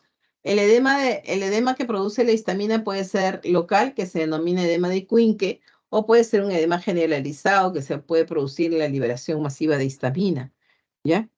Va a provocar, como aumenta el tono intestinal, va a provocar dolor abdominal tipo cólico, puede provocar diarreas, náuseas y vómitos, ¿ya? A nivel bronquial va a producir broncoconstricción, va a producir congestión ocular y prurito, ¿ya? En caso de choque anafiláctico puede producir una hipotensión marcada, ¿no? Taquicardia con peligro de arritmias y fallecimiento, ¿no? Es un mediador del dolor. También provoca rinorrea, incremento de la secreción nasal, ¿no? Entonces, la triple respuesta de Lewis, que es se produce con, por ejemplo, se fue descrita por Lewis en 1927, cuando la piel de una persona atópica, de constitución atópica, o sea, aquellos que tienen relevante los procesos alérgicos, ¿no? Aquellos pacientes que tienen rinitis alérgica, hiperreactividad bronquial, alergia alimentaria, se les denomina pacientes atópicos, ¿no? Entonces, se describió que cuando un paciente atópico, su piel entraba en contacto con la planta de ortiga, ¿no? Se producía un rubor localizado, o sea, una pápula eritematosa, ¿ya? Y rodeada de un halo pálido y con aumento de volumen. Esa es la triple respuesta de Lewis, ¿no? O de Lewis. Edema, aumento de volumen, ¿no? Y la formación de la pápula. Em, el shock, la histamina por liberación masiva puede producir un shock distributivo de alta mortalidad, ¿no? Porque se produce una vasodilatación capilar masiva y un aumento masivo de la permeabilidad intravascular con fuga de líquidos al intersticio, ¿no? Disminuye produce una hipotensión marcada, disminuye el retorno venoso, cae el gasto cardíaco y eso puede llevar a la muerte del paciente, ¿ya? Entonces, la clásica triple respuesta de Lewis, ¿no? Eritema en la zona del... Igual se produce en la picadura de insectos, ¿no? Un eritema con formación de pápula por el edema y un halo pálido que lo rodea. Esa es la triple respuesta de Lewis. Ahora, la histamina, nosotros podemos contrarrestar sus efectos nocivos con el uso de antihistamínicos, ¿no? Tenemos los antihistamínicos competitivos, que son los bloqueadores H1, que son de dos generaciones, la generación antigua, ¿no? Los tipo H1 y los bloqueadores adrenérgicos de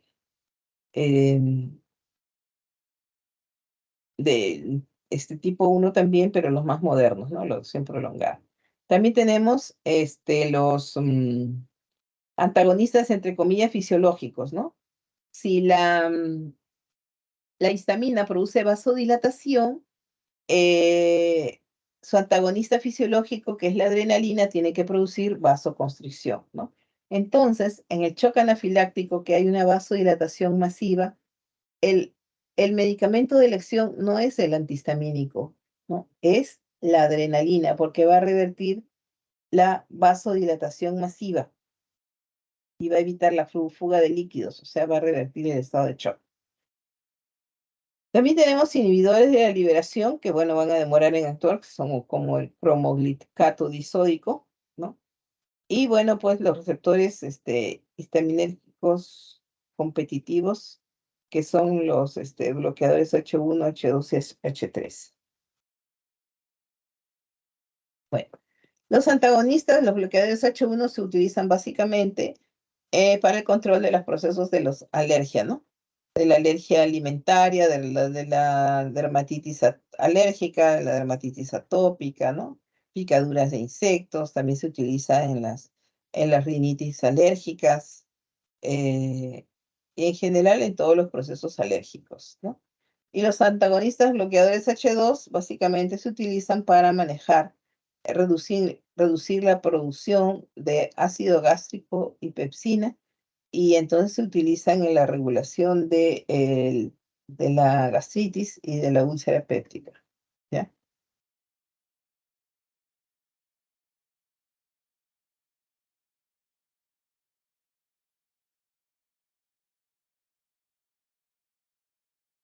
Dentro de los fármacos bloqueadores H1, tenemos los de primera generación, como la clorfenamina, la difenhidramina, el dimenhidrinato, la prometacina, ¿no? La prometacina es conocida como un tranquilizante mayor, ¿no? Tiene un efecto antiemético y antipsicótico, antiemético importante y antipsicótico. El dimenhidrinato se utiliza mucho en el control de los vómitos, ¿ya? Es un antihistamínico que se utiliza con efecto antiemético. Y la difenhidramina también es un antihistamínico que se utiliza más que nada como para controlar los procesos respiratorios, ¿no? Disminuye la producción de rinorrea, ¿no? También disminuye la producción de salivación excesiva. Y la clorfenidramina de este grupo rescata por ser muy importante, a pesar de que es un bloqueador H1 antiguo, ¿no? Desde la década del 60 más o menos se utiliza. Es un buen antihistamínico, y su ventaja es que se puede usar por vía oral y también por vía parenteral, ¿ya? Bueno, los de segunda generación tenemos la loratadina. Bueno, los de segunda generación, ¿en qué superan a los de primera generación? Tienen un efecto más prolongado, entonces se pueden administrar 1 o 2 veces al día. No atraviesan la barrera hematoencefálica, porque los H1 de primera generación atraviesan la barrera hematoencefálica y producen somnolencia, quietud, ¿ya? Embotamiento intelectual. En cambio, los bloqueadores H1 de segunda generación, como la loratadina, la cetiricina, la desloratadina, no atraviesan la barrera hematoencefálica, no producen somnolencia y son bien tolerados para el uso en los procesos alérgicos, ¿no? La ventaja también es, como tienen una vida media más larga, se puede usar cada 12 o cada 24 horas, ¿no? Bueno, y los antihistamínicos H2 tenemos pues el de origen, que es la cimetidina, y después la última somos la famotidina y la ranitidina, ¿no? Pero estos disminuyen la secreción del ácido clorhídrico y pepsina, pero han sido superadas por otros fármacos para el tratamiento de la gastritis y la úlcera, que son los inhibidores de la bomba de protones, ¿no? Entonces, pero sí se puede seguir utilizando. Después, los bloqueadores antihistamínicos H3, tenemos la tioperamida, el ciproxifano, la benpropita y el proxifano, ¿ya? Son de poca utilidad en realidad. Los que más utilizamos son ahorita los bloqueadores H1 de segunda generación, y todavía sigue en vigencia la clorfenamina, el dimenhidrinato, ¿no? Por indicaciones puntuales. La clorfenamina, por ejemplo, una respuesta anafiláctica moderada, ¿no? Una urticaria, edema de Quincke, tienen acción. Pero ya sabemos que para el que va a revertir el shock, ¿cuál es? Alumnos, al unísono, ¿quién va a revertir el shock anafiláctico? ¿La clorfenamina? ¿La loratadina? ¿Qué sustancia, qué fármaco se tiene que administrar cuando el paciente llega a emergencia en estado de shock? ¿Quién quiere contestar? Adrenalina, ¿no es cierto? Porque es su antagonista fisiológico, entre comillas. Si el shock se ha producido por una vasodilatación masiva que provoca hipotensión, entonces se supone que va a ser contrarrestado ese efecto con la administración de adrenalina, ¿no? Que va a producir un potente efecto vasoconstrictor, eleva la presión arterial, mejora el retorno venoso y pues se rescata al paciente de shock. Obviamente esto aunado al reto de fluidos, ¿no? Bueno, entonces, los bloqueadores H1, ¿no? no solamente se usan a los receptores histaminérgicos, también se pueden unir a los receptores colinérgicos tanto a nivel periférico como a nivel del sistema nervioso central y también a sus receptores serotoninérgicos, ¿no? Entonces, eso se consideran como efectos colaterales de los antihistamínicos, ¿ya? Entonces, ¿cómo se clasifican estos bloqueadores H1? Tenemos los derivados de las etanolaminas, ¿no? Aquí destaca el dimenhidrinato y la difenhidramina. Ambos son de vida media corta, hay que darla 3 a 4 veces al día. Después tenemos el grupo de las etilendiaminas. Aquí en el grupo de las etilendiaminas, el único que se sigue utilizando es el clemisol, ¿no? Dentro de los derivados de las alquilaminas, aquí se sigue utilizando la clorfenamina, ¿ya? Dentro de los derivados de las piperacinas tenemos aquí la cetiricina, ¿no? Que se sigue utilizando también la hidroxicina. Son derivados de las piperacinas. Dentro de los derivados de las fenotiacinas tenemos la prometacina, que les he dicho que se utiliza como un tranquilizante mayor y un antipsicótico, ¿no? Dentro de las piperidinas tenemos el astenisol, que ya fue descontinuado porque provocaba muerte súbita por arritmias, ¿no? De aquí, que es igual que la terfenadina, ¿no? Han sido descontinuados. Entonces usamos más la loratadina, ¿ya? Es un derivado de las piperidinas. Viene presentación para uso de adultos en tabletas de 10 miligramos y presentación en suspensión pediátrica, ¿ya? Después tenemos otros antihistamínicos como la sinaricina, ¿no? Que se utiliza en el manejo del vértigo. La celastina nasal, que se utiliza en el manejo de la rinitis alérgica en forma local. La ciproheptadina, que se utiliza también como estimulante del apetito, ¿ya? Básicamente eso. Entonces, como efectos colaterales, por lo que bloquean también los receptores adrenérgicos y serotoninérgicos, pueden tener como efectos colaterales efecto sedante, efecto antimuscarínico y efecto antiemético, ¿no? Entonces, ya sabemos que los de primera generación son inhibidores competitivos reversibles de los receptores H1, ¿no?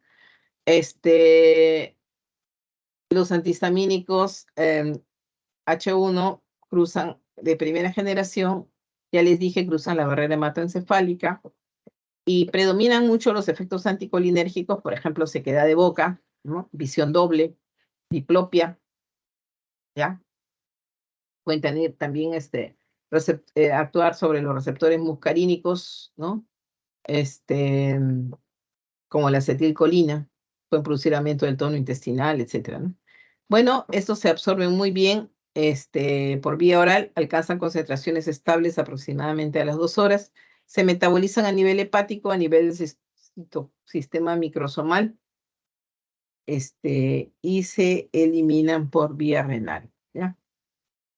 Ahora, los antagonistas de los receptores H1 también pueden antagonizar el aumento de la permeabilidad capilar, ¿no? Alivian el prurito, o sea, por eso desaparecen las ronchas, alivian el prurito, también pueden controlar la broncoconstricción y la contracción intestinal cuando son producidos estrictamente por la histamina, ¿no? Solo parcialmente antagonizan la hipotensión, ya hemos visto, porque la liberación en el shock de la histamina es masiva, ¿no? Y el edema secundario es vasodilatación, ya que existe también un componente H2. Bueno, entonces, sobre el músculo liso inhiben casi todas las respuestas del músculo liso a la histamina, ¿no? O sea, revierten la permeabilidad vascular, revierten la vasodilatación. Suprimen el eritema y el prurito. No inhiben la secreción gástrica, pero suprimen las secreciones salivales, por eso aparece la boca seca, ¿no? Llanto con pocas lágrimas. También tienen el efecto muscarínico, ¿no? En las reacciones de hipersensibilidad inmediata solo tienen algunos efectos, por eso les he dicho, no sirve para el manejo de shock. Puede ser un tratamiento coadyuvante, pero no es el más importante, ¿no? En el sistema nervioso central, ¿no? También habíamos visto que si atraviesan la barrera hematoencefálica pueden provocar somnolencia, ¿ya? Pero en niños se produce lo que es una respuesta paradojal. hay inquietud, nerviosismo, incapacidad para conciliar el sueño y puede provocar convulsiones, ¿ya? Y fundamentalmente producen efecto neurodepresor, disminuyen el estado de alerta, las respuestas son más lentas, ¿ya? Y las cetanolaminas, como la clorfenamina, pueden provocar somnolencia marcada, ¿ya? Muy bien, también se utiliza, como les dije, el dimedrinato como antiemético y también se utiliza en los mareos, en la kinetosis, ¿no? Kinetosis son los mareos que se producen durante la marcha del paciente o cuando se está transportando en un vehículo, por eso también son útiles para el soroche, ¿ya? Y tienen efecto anticolinérgico, bloqueando el receptor muscarínico, ¿no? Provocan sequedad de la mucosa y retención urinaria. Hay que tener cuidado con los pacientes que tienen hipertrofia prostática, ¿ya? Bueno, la difenhidramina, que les he dicho que se utiliza más que nada con unión a los antitusígenos, ¿no? También es un bloqueador H1, pero tiene un efecto anticolinérgico potente. También se metaboliza a nivel hepático. Se utiliza básicamente en la rinitis, en las alergias dermatológicas, en la urticaria, ¿no? Y en sobredosis puede producir ataxia, alucinaciones, convulsiones y taquicardia, ¿ya? La difenhidramina se usaba mucho en un combinado que era para el manejo de pacientes asmáticos, ¿no? Con efedrina, que es el Benadryl, pero ya se utiliza menos. En sobredosis, pues los antihistamínicos, como la difenhidramina, pueden provocar alucinaciones, ataxia, o sea, trastorno de la marcha, convulsiones y taquicardia. El dimedrinato ya les he dicho que destaca mucho como antiemético por su efecto anticolinérgico y antivertiginoso, ¿no? Provoca también depresión del sistema nervioso central, provocando somnolencia, ¿no? Inhiben también la estimulación vestibular y del laberinto que se produce en los viajes y en el vértigo, ¿no? Eso por efecto anticolinérgico. Ya, entonces la clorfenamina sí se puede usar tanto por vía oral como por vía parenteral. Se metabolizan a nivel hepático, su vida media es corta y se excretan por vía renal, ¿no? Entonces, ya les he dicho que se utilizan en la kinetosis o en el, en el soroche. La toxicidad se puede provocar convulsiones, coma, depresión respiratoria, sobre todo en niños, ¿no? Ahora, los de segunda generación no atraviesan la barrera hematoencefálica, su unión a proteínas plasmáticas es alta, su vida media es más prolongada, sino que retardan un poquito el inicio de la acción farmacológica, su absorción es buena, y la mayoría de estos antihistamínicos de segunda generación es, se utilizan cuando nosotros queremos mantener al paciente alérgico en un estado que no tenga tanto compromiso del sistema nervioso central, ¿no? Que no le dé mucha somnolencia, que pueda asistir a sus clases, que pueda manejar su vehículo, ¿no? La mayor parte de estos bloqueadores H1 de segunda generación también se metabolizan a nivel hepático y se excretan por vía renal, ¿ya? ¿Y por qué tienen efecto prolongado? Porque sus metabolitos activos permanecen todavía en concentraciones séricas importantes y o prolongan la duración del efecto terapéutico, ¿ya? Aquí tenemos la loratadina, el nombre comercial Claritin, el Oramine, el Orex, ¿ya? Se utiliza por vía oral, también tiene uso pediátrico. Utilizado en la rinitis alérgica, en las urticarias, como consecuencia de su toxicidad, puede provocar mareos, cefaleas, taquicardia sinusal. La cetiricina también, ¿no? Sirtec, Reactine, viene a ser un metabolito que deriva de la hidroxicina, ¿ya? Y no penetra, pues, en forma importante en el sistema nervioso central. Algunos antihistamínicos de segunda generación tienen un cierto efecto antiinflamatorio, ¿no? Por ejemplo, inhiben la migración tisular de las células inflamatorias y eosinófilos en ciertas urticarias.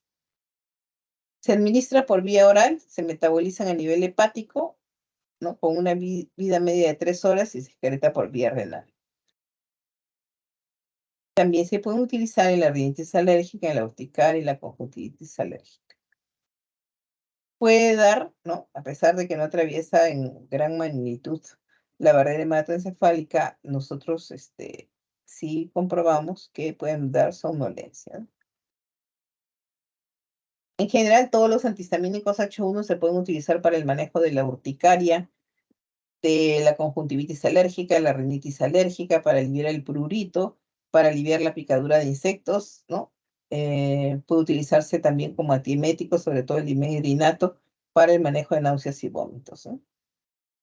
Bueno, dentro de los de primera generación, ¿quiénes van a provocar sedación?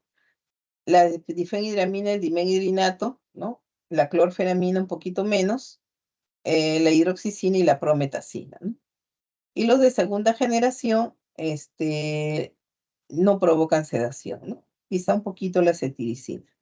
En cuanto al bloqueo colinérgico, a nivel muscarínico, bloquean pues bien la difenhidramina, el dimedrinato, la clorfenamina, le siguen la hidroxicina y la prometacina, ¿ya?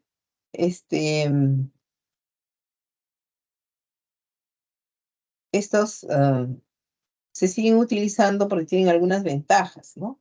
Por ejemplo, tienen uso parenteral.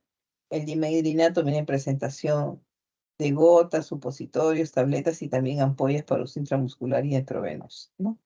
Igual la clorfenamina también tiene para uso pediátrico o también presentaciones para adultos en tabletas en ampollas, ¿ya?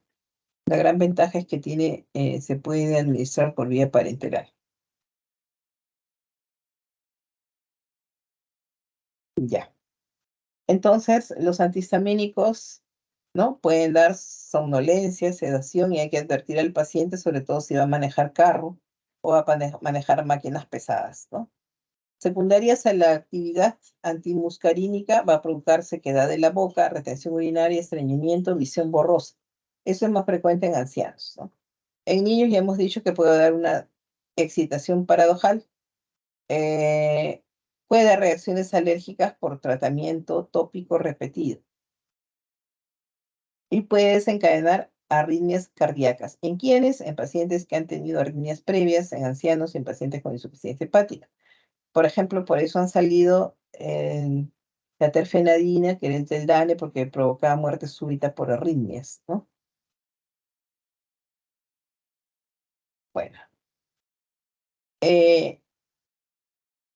ya sabemos que en el sistema nervioso central los bloqueadores H1 pueden dar somnolencia, sedación, cansancio, debilidad, ataxia, hiporreflexia, conducta delirante, ¿no?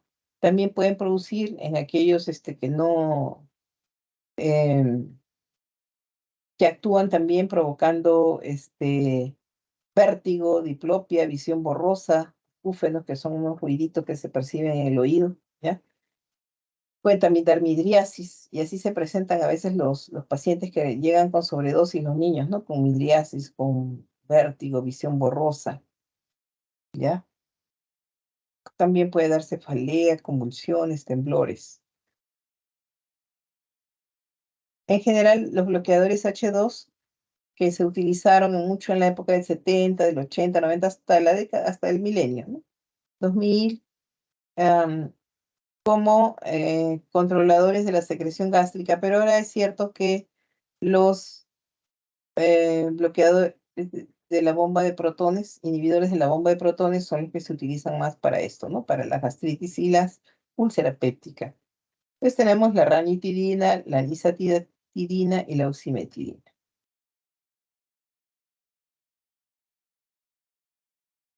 La famotidina es 7 veces más potente que la ranitidina. De todas maneras, estos reducen la secreción gástrica, ¿no? Tanto a nivel basal como después de la estimulación, ¿no? se estimula pues administrando histamina.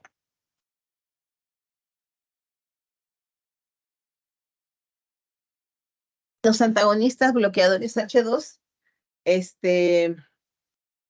también pueden provocar, bloquear la vasodilatación y la hipotensión, ¿ya? Y también puede producir estimulación inotrópica y cronotrópica del corazón. Ya he dicho que pueden desencadenar arritmias, ¿ya? Y básicamente se utilizan todavía en algunos pacientes que por alguna razón no toleran los inhibidores de la bomba de protones. Se puede utilizar todavía famotidina, ranitidina en el manejo de la úlcera gástrica duodenal, ¿no? En la gastritis y en el reflujo gastroesofágico, ¿no? Y en las patologías hipersecretoras como el síndrome de Soler-Ellickson, ¿no? Ahora, los antihistamínicos hay que tener mucha precaución en el uso de las pacientes gestantes porque pueden dar lugar a malformaciones congénitas. Por ejemplo, la difenhidramina puede dar paladar hendido, labio leporino, ¿no? Defectos en el macizo facial, defectos del tubo neural, también puede dar de espina bífida, defectos en las extremidades y onfalocele. La clorfenamina puede provocar defectos oculares y auriculares, ¿no? A nivel espina bífida, labio leporino, paladar hendido. La hidroxicina, paladar hendido. O sea, en realidad, los antihistamínicos bloqueadores H1 están relacionados con malformaciones craneofaciales, sobre todo de la línea media, ¿no? Produciendo labio leporino, paladar hendido. La doxilamina puede provocar hendiduras orales, estenosis pilórica, síndrome de corazón izquierdo hiperplásico, espina bífida, defectos del tubo neural. Y la loratadina puede dar lugar a hipospadias. Muy bien, esto sería todo, ¿no? Y aquí les doy algunos preparados farmacéuticos para el uso de los antihistamínicos, bloqueadores H1 de segunda generación, ¿ya? ¿Alguna pregunta? Hemos terminado en el tiempo programado, ¿ya? Doctora, una consulta, disculpe. No Sí. le escuché bien la parte porque como mi audio está un poco mal, pero entre los antihistamínicos más usados sobre todo para la rinitis y esos temas respiratorios, ¿cuál es el que genera menos somnolencia? O bueno, ¿cuál se podría Loratadina. usar? Ah, ok. Loratadina y desloratadina, los que generan menos somnolencia. ¿Ya? Gracias, doctora. No hay por qué, Stephanie. ¿Alguna otra pregunta? Bueno, en general, nosotros como comemos nuestra alimentación muy variada y con mucho predominio de comidas chatarras, ¿no? El paciente siempre tiene sensibilización, se consume desde temprana edad derivados de la leche de vaca, mucha tendencia a desarrollar alergias alimentarias, ¿no? También mucha polución ambiental, mucho smog, con tendencia a producir muchas alergias respiratorias. Un ratito, dime, Eva. Sí, termino la clase y te llamo. ¿Ya? Ya, chao. Ya, ese es el resumen. ¿Alguna cosita más? ¿Todo claro?